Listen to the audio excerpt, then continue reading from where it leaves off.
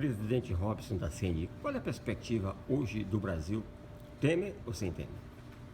Olha, é uma pergunta que não me cabe responder se é com Temer ou se é sem Temer, mas a perspectiva do Brasil, em qualquer situação, para o futuro é uma perspectiva muito boa. Eu acho que nós, brasileiros, temos uma capacidade enorme de superar as crises, de superar as dificuldades e certamente nós iremos superar mais essa. O senhor acha que com as reformas, viram mesmo reformas, há condição de credibilidade do governo?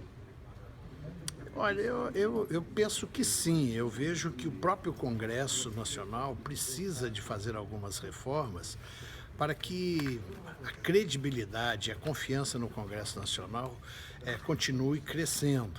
Então, a reforma do trabalho precisa ser votada no Senado, a reforma da Previdência tem que ser discutida, tem que ser aperfeiçoada, mas tem que ser votada também.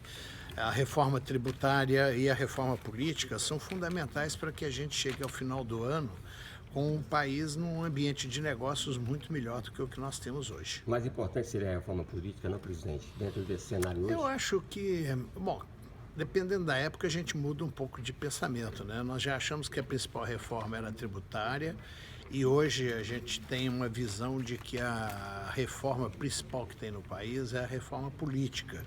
Porque nós não podemos continuar com a insegurança política que nós temos, com essa quantidade de partidos, sem uma lei clara de financiamento das campanhas eleitorais, com pessoas desvirtuando a própria atuação como político no país. Tem muitos políticos sérios, mas infelizmente a própria mídia tem mostrado os políticos que têm comprometimento com a ética, com a seriedade, com o trabalho em favor do país, né? Nesse cenário, a JBS mostrou que também tem empresário que atrapalha a política também, não?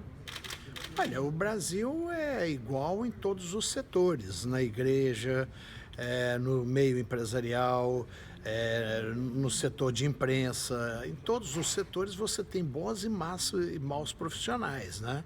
E na indústria certamente você encontra isso. Por isso que eu te falei que na política você tem ótimos políticos, tem bons políticos e tem políticos ruins também. Então, o Congresso é um pouco a representação da sociedade brasileira.